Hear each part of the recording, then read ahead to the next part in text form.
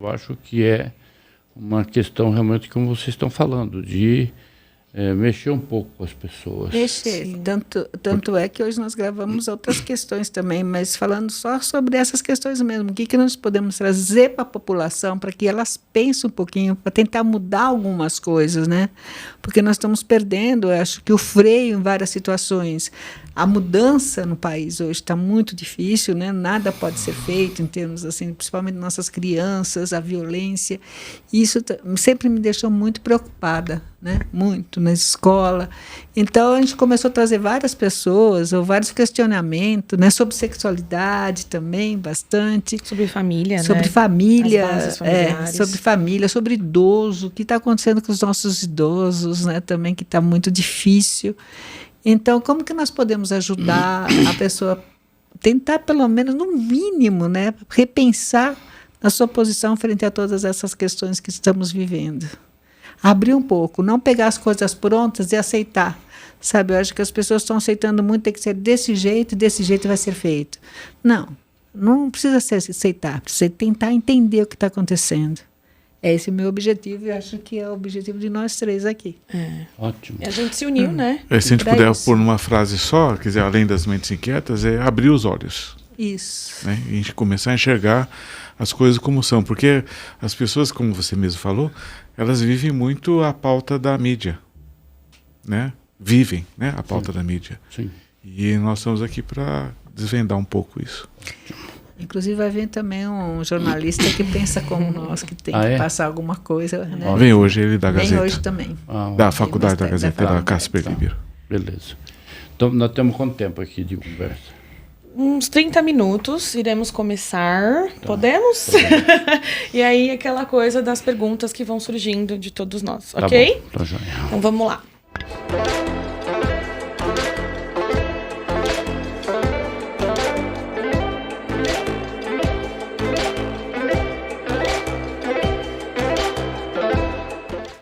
Bom, pessoal, vocês deram uma acompanhada aqui nos nossos bastidores, uma conversa mais o que está acontecendo, por que estamos aqui. Mas, oficialmente, vamos lá começar a nossa gravação do podcast.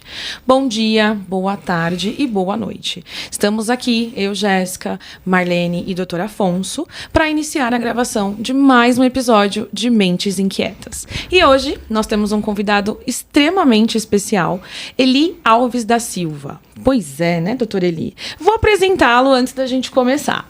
Advogado formado desde 1986, com atuação aqui no Brasil e em Portugal.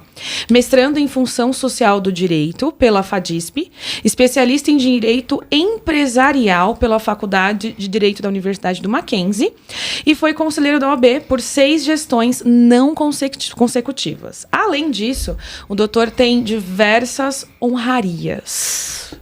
Muito bom. Bom, Eli, a gente está aqui reunido e a gente quer entender de você, a sua visão. Como que você vê as mudanças que vêm acontecendo na sociedade? Qual a repercussão na sua prática jurídica hoje? Bem, primeiramente eu quero cumprimentar a todos, agradecer o convite e dizer desde já os meus parabéns, principalmente pela escolha desse nome, Fábrica de Mentes Inquietas, e eu me enquadro nisso, porque realmente eu estou sempre ruminando mentalmente as questões que são postas, que são colocadas, e que realmente nós temos que ter essa preocupação de não engolirmos ou aceitarmos os enlatados. Seja esses enlatados que vêm de uma forma para se consumir, e quando eu falo consumir é em todos os sentidos, desde o alimento que é orgânico até o alimento intelectual e político também. Portanto, desde já os meus parabéns. Obrigada. E me sinto orgulhoso de poder estar aqui para poder mostrar a minha inquietude mental. Então, estou à disposição de vocês. Então, O objetivo realmente está chamando você para poder estar entendendo um pouquinho como que você vê todas essas modificações que estão acontecendo aqui no nosso país, acho que no mundo inteiro, né? As questões tanto das dificuldades com as crianças, com a família, essa violência toda. E qual seria a repercussão mesmo dentro do jurídico, né? O que está acontecendo? Vamos lá? Posso? Bem, evidentemente que essa é uma inquietude generalizada, porque, a rigor, eu costumo dizer que o sistema comanda e coordena de acordo com seus interesses. E aí, tudo que nós verificamos e tudo que nós podemos ter acesso, ainda que de maneira distorcida, porque nem tudo aquilo que é colocado expressamente significa a realidade, porque tudo depende da conveniência de quem está falando e qual o objetivo a ser atingido. E isso reflete de uma maneira direta na formação ou na deturpação da própria sociedade, porque isso tudo reflete na família, reflete nos relacionamentos pessoais e os relacionamentos profissionais e sociais de uma maneira geral. Então, o grande problema que eu considero no Brasil, que de repente pode ser o óbvio, mas que é a questão moral. Eu acho que ao brasileiro falta uma conscientização de moral, porque eu diria que é muito comum quando de repente a gente vê uma notícia de que fulano de tal achou uma carteira com X reais dentro dela no banco do metrô, esse indivíduo vai procurar a administração para entregar essa carteira. Pode ter certeza que as pessoas que estão à volta dele e tenham conhecimento disso vai dizer: você é idiota, você é bobo, por que você não ficou com a carteira, não ficou com o dinheiro? Então, quer dizer, aquele que tem moral e age diante de princípios, ele de repente ele acaba sendo até marginalizado, porque ele não é admirado por ter sido um espertão. Então, este é que eu vejo de uma maneira genérica. E quando que se perdeu? Né? Quando se perdeu ou nunca teve? Quer dizer, nunca teve essa moral, questão, a né? moral? Eu acho que isso tudo é muito complicado a gente estar falando mal, né, da gente mesmo, ou seja, da nossa sociedade, mas eu considero que em determinado momento você tem que dar uma balançada na goiabeira para saber o que está podre e o que está seguro. E é necessário que se faça isso sob pena de repente, as que estão podres atingirem as que estão sadias. Uhum. Então eu vejo que essa mudança ela vem de uma cultura natural, tá? Que é exatamente dentro daquilo que muitos acabam sendo qualidade, e eu considero que é um defeito, é o jeitinho brasileiro. Para então, tudo, né? Para tudo se dá um jeitinho para não cumprir a lei, para não cumprir as regras, e a partir daí isso vai incorporando na própria cultura e, consequentemente, quando se depara com uma cultura diferente, aí tem um choque. Só que tem o seguinte: as pessoas que são colocadas dentro de determinadas regras, a mesma pessoa tem procedimentos diferentes de acordo com aquela regra que é instituída na sua comunidade. E eu vou dar um exemplo concreto que nós temos conhecimento. Eu diria, se alguém passa pela rua 25 de março, que para quem não conhece em São Paulo é uma rua de mercado popular, tá? Você verifica as pessoas jogando papel no chão, cuspindo no chão, jogando papel de sorvete, jogando embalagens, etc. Essas mesmas pessoas podem ter certeza que elas são as pessoas que frequentam o metrô. Entretanto, lá no metrô, por ter regra e ter um ambiente diferenciado, essas pessoas não têm coragem de cuspir no chão, não têm coragem de jogar um papel no chão, não têm coragem de jogar um palito de sorvete no chão. Então, necessariamente, não é uma questão de que ele está predeterminado a descumprir regras ou ele está predeterminado a ser um rebelde. Não, o próprio ambiente que ele está vivendo é que dá condição para ele agir de uma forma ou agir de outra. E aí, desse exemplo que eu estou dando, nós podemos trazer outros reflexos, que aí, se nós pegarmos, por exemplo, o reflexo das atitudes dos nossos políticos, tá? E quando eu falo nossos políticos, também pode ser levado para fora, que nem agora, recentemente, o primeiro-ministro de Portugal renunciou em decorrência de corrupção.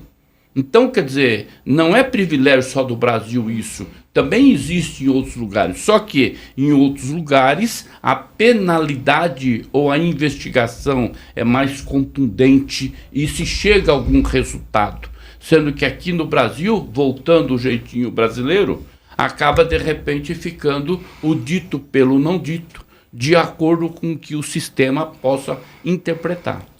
Filosoficamente, interrompendo você, filosoficamente a questão do direito é uma questão de costumes, né? Então, muitas vezes a consolidação dos costumes é que são as balizas das leis, né? As leis existem há muito tempo, então a gente perde um pouco essa relação, né? Mas elas são modificadas de acordo com essa lógica, né? Quando sem querer ser polêmico, mas recentemente na Inglaterra a relação anal deixou de ser um crime e ficou vigorando isso até depois da Segunda Guerra Mundial, até muito depois da Segunda Guerra Mundial. Inclusive um matemático, o que decifrou o enigma, ele foi preso por sodomia, né, que seria este crime, né? E agora, recentemente, o governo inglês, faz menos, acho que foi na época da pandemia, não sei se foi logo antes ou logo depois, ele foi anistiado pelo governo inglês porque as leis mudaram. As leis mudaram porque os costumes mudaram, né? Então tem a mudança das leis baseada na expectativa da sociedade, né? Sem dúvida. E a sociedade, ela está mudando, né? E muito rápido em termos de costumes e de hábitos, né? Isso já está entrando na pauta, vamos por assim, dos legisladores, dos que aplicam as leis? Na realidade, doutor Afonso, o que nós vemos é que na Inglaterra a criação do direito e a aplicação do direito tem uma diferenciação muito grande, a exemplo do próprio Brasil. Porque na Inglaterra o direito é baseado nos costumes, só que tem o seguinte, para quem não é da área de direito, mas só para dar um exemplo, na Inglaterra, para haver um precedente, vamos chamar assim, que não é o termo mais correto, mas um pré-julgado, para que possa servir de referência para os juízes das instâncias inferiores, isso passa-se décadas para que isso possa ser consolidado. Já no Brasil, a vulnerabilidade que se tem na aplicação do direito é que, de repente, o Supremo Tribunal Federal ele toma uma decisão e que aqui se chama súmula vinculante ou mesmo precedente, ele já passa a impor que os juízes aplicam aquilo em todos os casos que possam ser equivalentes. Veja, isso é, a meu ver, uma situação casuística. Por quê? Porque, a rigor, para se ter uma segurança jurídica, aquela situação deveria já ter acontecido várias vezes para ter algo consistente e seguro. Então, fazendo um comparativo aí, nós verificamos que no Brasil a lei ela realmente vem depois do fato. E nós temos aí a exemplo da Lei Maria da Penha, tá, que é um exemplo concreto. Quer dizer, primeiro precisou chegar uma mulher naquele nível que ela chegou, ela ter reagido para poder dar atenção a ela. A mesma coisa foi a filha da novelista lá da Pérez. Glória Pérez. Não. Oh, meu Deus do céu. Pires, Glória Pires.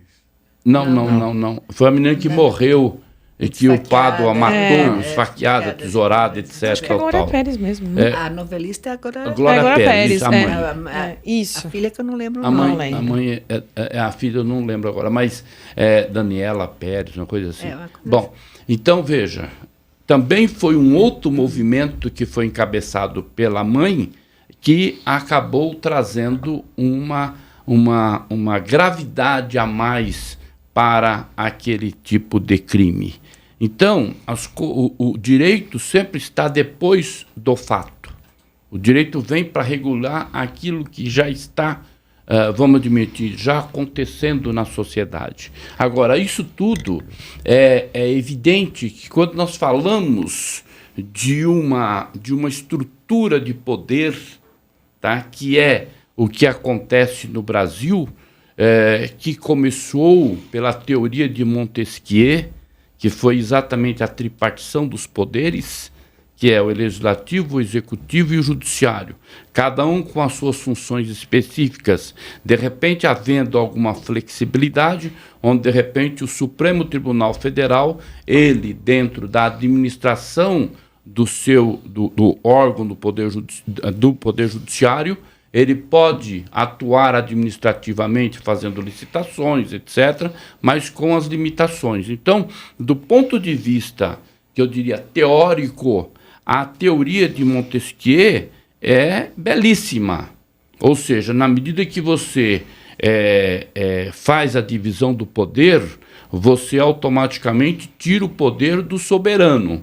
Então, você vai ter um processo para que as leis e as decisões possam ser de uma maneira mais coerente para a sociedade. Só que eu costumo dizer que Montesquieu pensou muito bem, só que ele não pensou que quem iria estar por trás disso eram os homens. Então, aí as distorções começam a aparecer. Sim. E, nesse sentido, a gente vê o que acontece no legislativo, o que acontece no judiciário e o que acontece no próprio legislativo. Então, tudo vai de acordo com a conveniência que possa surgir naquele momento. E para dar um exemplo, aí eu vou colocar de uma maneira genérica, mas eu tive conhecimento de que essa questão do arcabouço fiscal que nós estamos vivendo agora, quer dizer, deputado de um bom nível, que já tem uma certa tradição no parlamento, ele só foi ler, ou teve a oportunidade de ler o que estava sendo, que foi apresentado, uma semana depois de já ter sido aprovado.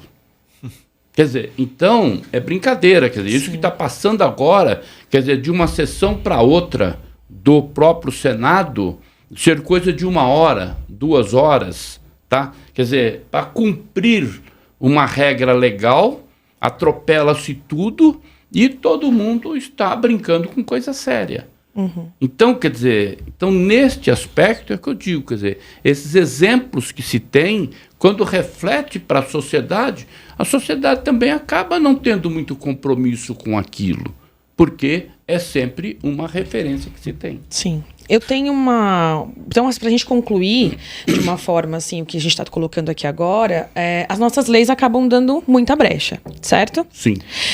Junto com isso, eu tenho 2 questões aqui. A mídia tem responsabilidade nisso? E nós estamos vivendo uma democracia real ou irreal? Bem, primeiro, a participação da mídia, ela é total. Tanto para o bem quanto para o mal. Até rimou. Eu me lembro quando eu era garoto, quando eu era criança, minha mãe, na santa ignorância dela, do ponto de vista de estudo, porque ela era analfabeta, tá? Mas quando se ouvia alguma coisa no rádio, era lei, era verdade. Ah, deu no rádio isso, deu no rádio é diário oficial, tá? Essa era a cultura que se tinha, tá? E hoje, o que a gente... Porque eu costumo até dizer se é correto ou não essa definição, mas a ignorância é um ingrediente da felicidade. Sim. Tá? Porque naquela época, minha mãe, com a ignorância dela, era feliz. Hoje a gente estuda, a gente se aprofunda e vai cada vez mais sendo mais decepcionado e mais infeliz. Porque, a rigor, você conhece o que pode ser feito e bem feito, e quando você vai verificar, tem toda uma distorção. Sim. Tá? Então, nesse aspecto, a mídia tem um papel muitíssimo importante, tanto para o bem quanto para o mal, de acordo com a conveniência que possa lhe trazer aquela notícia e aquela interpretação que se dá para poder convencer mais ou menos o telespectador ou ouvinte. Então, você está acha? falando, então você está falando, está dizendo que como a mídia também é responsável desde aquela época e todo mundo acreditava, é igualzinho hoje, né? Sim. Ela é responsável também o que vai ser dito na educação. Então, é preferível que fique um pouquinho mais analfabeto ou não pensa muito, porque nosso podcast é fazer pensar, para que não questione mais nada que acontece nesse país ou nesse mundo. Eu diria que sim, porque quanto mais dependente, seja materialmente, seja intelectualmente, as pessoas Mais vão... obediente nós seremos. Mais obedientes seremos. E aí tem uma outra questão que é Thomas House,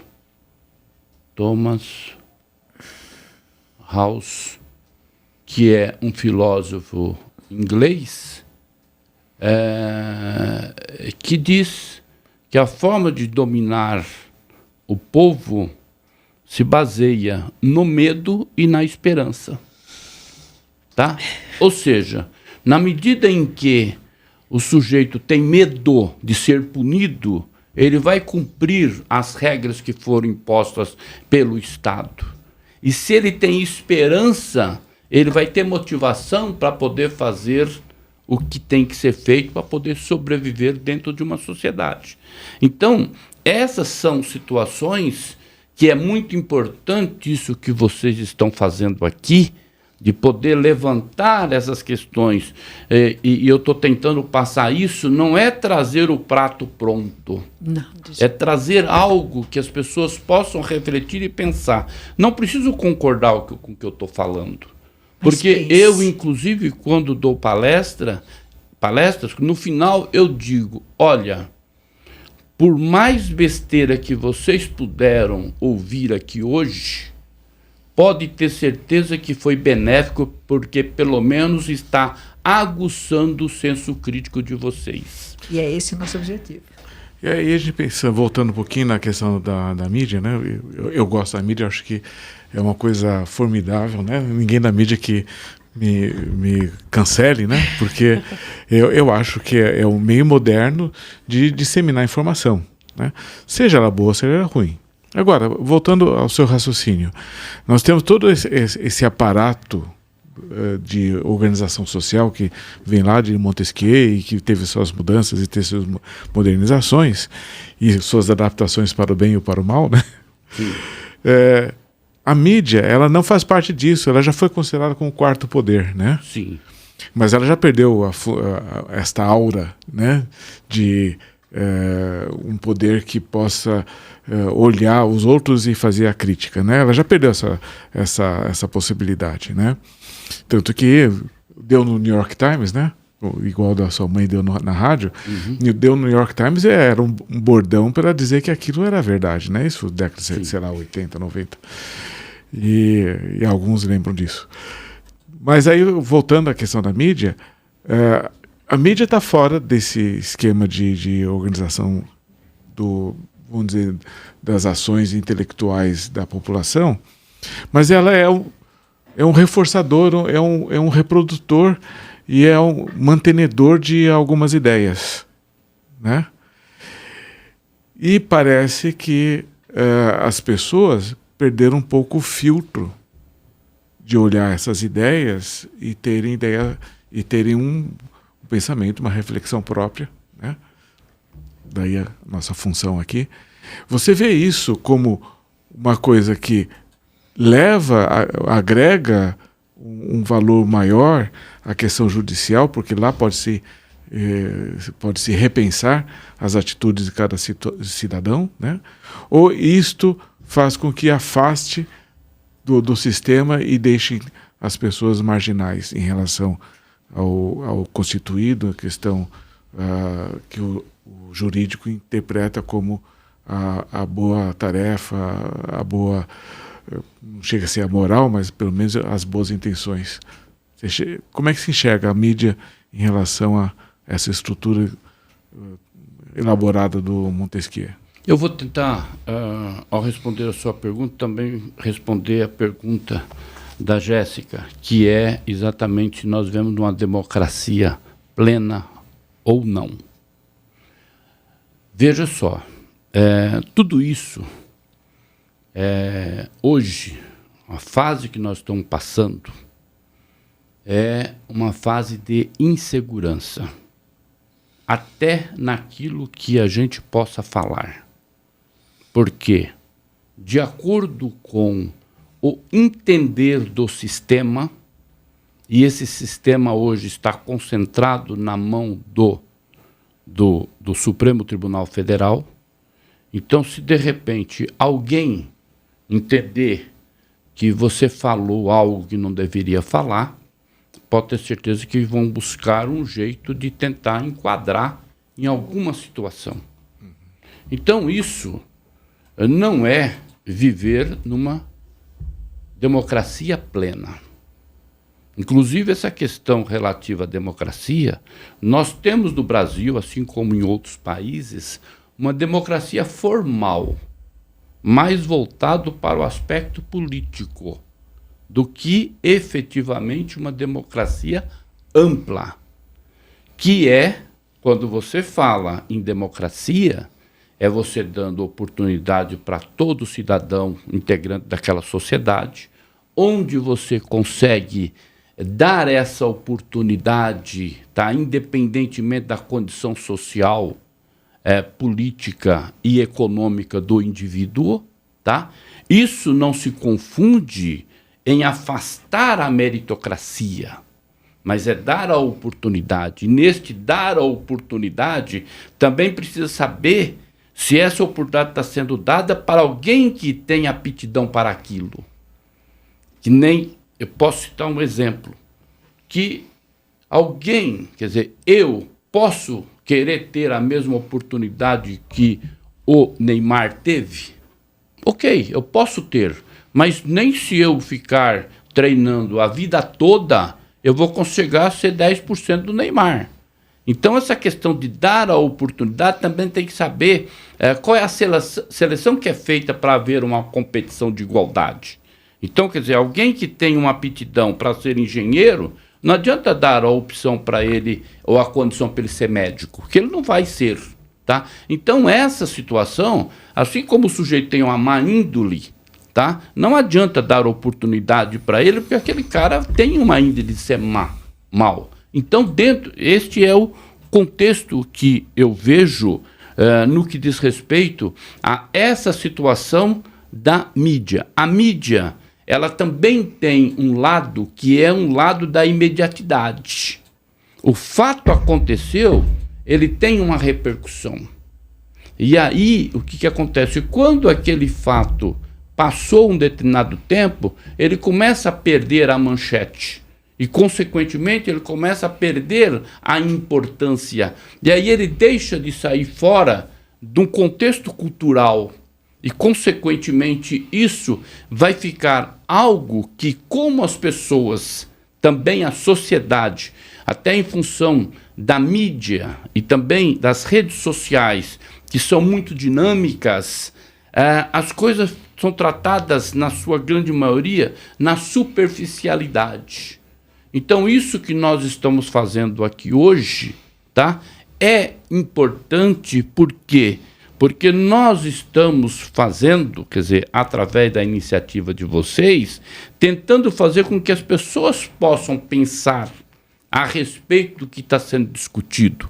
Agora, eu não sei se eu respondi dentro desse contexto, mas da sua pergunta, mas concluindo neste ponto, a gente percebe que, repetindo, de acordo com a conveniência da mídia, ela vai dar mais importância àquela notícia ou àquele fato do que a depender a quem ela está beneficiando. Onde que está o benefício final? É o público? É o anunciante? Tá? Então, essa é a situação que a gente se depara. Porque, de repente, numa redação de jornal, pode-se trazer uma excelente matéria. Não, mas daqui vai atingir fulano. E atingir fulano, nós não vamos ter um prestígio que deveremos ter politicamente falando, que vai refletir financeiramente no faturamento daquele meio. Então é uma complexidade extremamente grande, tá? E a gente também não pode querer ser ingênuo a ponto de achar que as coisas são feitas todas da forma que está sendo feito isso daqui. Sem patrocínio, com uma sustentação profissional e financeira, para poder fazer um bem para as pessoas. Porque a grande maioria faz algo se tiver algo em troca. Se não tiver, não tem. Então, isso daqui que está sendo feito é algo que deve ser estimulado, deve ser ressaltado exatamente por isso. Ou seja, não tem ninguém aqui que esteja com interesse de representar um segmento da sociedade para, com isso, ter a oportunidade de ser candidato a uma coisa ou candidato a outra. Tá? Então, isso que é importante, que quem tiver acesso a esse tipo de programa, tá, como vocês estão propondo, estão fazendo, que realmente possa fazer refletir isso. Mas isso também dá trabalho para quem está lá ouvindo. Não, por que eu vou me preocupar com isso? Sim. Daí não tem nada a ver comigo. Certo? Quer dizer, mas é uma questão de mudança de cultura também. Sim, e mudança de mindset, né? E pode falar. Só para emendar nessa questão da mídia, talvez a mídia tenha participação, mas o que a gente vê é, por exemplo, pelo menos a gente percebe, né, o aumento da criminalidade, né, e criminalidades específicas, né, como o feminicídio, como as das crianças, né, na escola, idoso, né, os bebês. A gente está vivendo um modo de violência crescente, né? Aí tem duas coisas, né? Interessa para a mídia estimular isso para existir mais, porque seria isso. Existe um movimento no judiciário de coibir, porque fazendo um paralelo com o imposto, né? Quanto mais sobe o imposto, mais gente sonega, né? Então, quanto mais, não sei se existe uma coisa paralela no judiciário, quanto mais sobe a pena, mais gente fica fora dos tribunais, vamos por assim. Então, parece que o que está acontecendo é que tem uma violência intrínseca nas relações da nossa sociedade que está, no dia a dia, aumentando. Como é essa preocupação de vocês, do judiciário, e você como cidadão de boa moral? Bem, aí é uma questão que é o seguinte: eu digo sempre que quanto pior for o sistema, melhor será para alguém. E aí tentando responder essa pergunta, mas de uma maneira mais genérica, a questão é o seguinte: quanto pior tiver a segurança pública, mais vão surgir empresas privadas de segurança. O que está acontecendo com a medicina é a mesma coisa. Quanto pior estiver o atendimento público de saúde, mais planos de saúde vão surgir e, consequentemente, vão aniquilar a atuação dos profissionais de saúde, porque é algo que você começa a verificar que os próprios profissionais de saúde, depois de todo o trabalho que teve para estudar, para se formar, para ser um profissional categorizado, se subordinar a uma consulta, um custo ou um faturamento de uma consulta por um valor que um plano de saúde paga. Aviltante. Tá? Aviltante. Então, quer dizer, quanto pior tiver lá, a pessoa vai ter melhores condições para poder explorar isso. E eu já ouvi, e vocês que são da área têm conhecimento disso, o Brasil está na ponta em termos de qualidade da medicina. Entretanto, a grande dificuldade é essa qualidade chegar na ponta para a população. Este é o grande problema. Então não é de profissional, é de estruturação para poder isso chegar até a população. A questão da segurança é a mesma coisa. Quer dizer, fala-se muito da milícia do Rio de Janeiro, mas aqui no Brasil, qualquer rua que você passar pelo centro, você vai ver os milicianos lá. Sim. Tá? E o que é isso? É uma categoria que está supostamente fazendo uma segurança, mas não tem vínculo empregatício com ninguém e muito menos compromisso com a sociedade legalizada. Tá? Uhum. E eu vou mais além para dizer para você o seguinte: essa é uma questão, uma conclusão que eu chego, que essa questão da guerra do Hamas com Israel, tá? Essas críticas que Israel está recebendo de poder atacar os integrantes do Hamas, tem necessidade de matar civis, tá? Eu não tenho dúvida que nós já estamos vivendo isso aqui no Brasil. Por quê? Quando você pega os traficantes, os milicianos dentro dos morros, tá? A polícia não pode entrar lá, porque essa operação está proibida pelo próprio Supremo Tribunal Federal.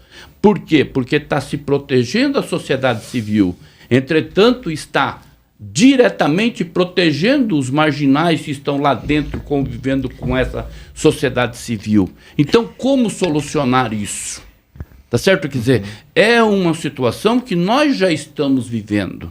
Tá? De repente, o sujeito está lá na praia, tomando uma cerveja, se descontraindo, profissionais que foram lá para buscar novos conhecimentos, que foram os casos dos médicos, e de repente o sujeito é morto ali na praia, e veja como que isso acontece, como os bandidos mataram as pessoas erradas, o chefe dele mandou matá-los, tá? Porque ele errou, eles erraram, então ele vai... uma sequência de erro, de angústia que nós vamos vivendo o tempo todo. Exatamente. Né? Então, eu acho que vem assim... Então, isso eu estou falando, quer dizer, assim, não de uma maneira generalizada, tudo bem, mas isso tem que proteger o cidadão, etc. Eu também acho. Mas o exemplo que eu estou dando, e comparativamente do que está acontecendo lá na faixa de Gaza hoje, tá? Com a situação que nós temos no Rio de Janeiro... eu estou falando Rio de Janeiro e também acontece em outros grandes centros, como aconteceu no Guarujá recentemente, que houve a operação lá, tá? Como aconteceu na Bahia, e assim por diante. Mas acontece que, como as pessoas que teriam que tomar uma posição acabam se beneficiando desse tipo de situação, então ficam brincando com coisas sérias. Ou seja, a gente fica vivendo numa bolha aparentemente segura, e não estamos seguros de forma nenhuma. Então, quando fala na questão da democracia, como é que nós vivemos na democracia se você não pode atender um telefone celular na rua? Na Avenida Paulista.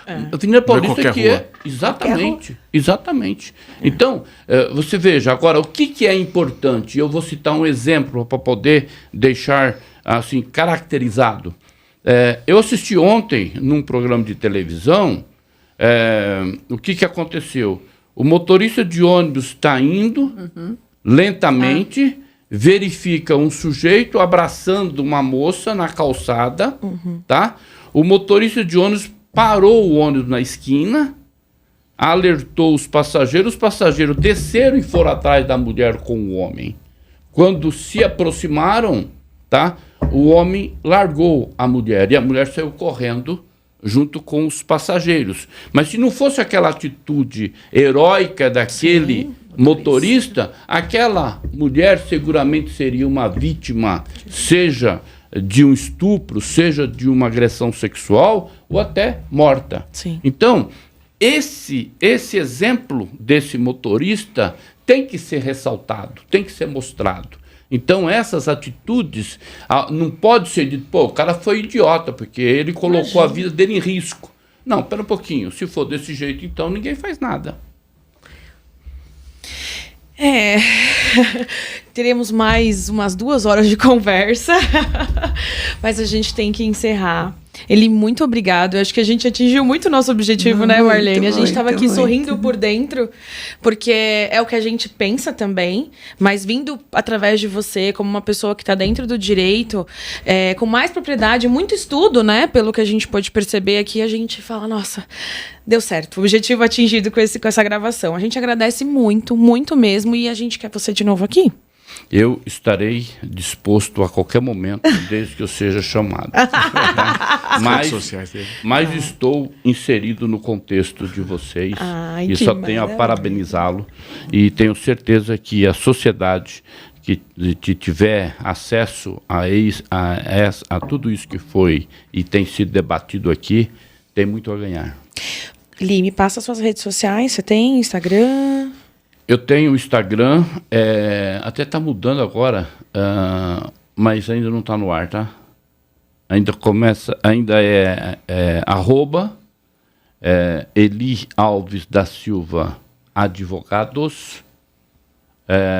Esse é o Instagram. Tá, ok. O telefone, eu vou deixar o telefone do meu escritório, que parece telefone de maternidade, é 3116-1616. 011, né? 011, São Paulo, tá? Ok. E estamos à disposição de vocês. Ai, obrigada. Obrigado, Eli. Obrigada. Eu que Foi agradeço. incrível. Obrigado. Então, pessoal, agradeço a audiência de vocês. Curte, compartilha. Se você pensa assim como a gente, manda para aquele amigo, né? Para provocar um pouco de mudança, para a gente começar mudar esse mindset que nós temos. Nós precisamos começar de pouquinho em pouquinho.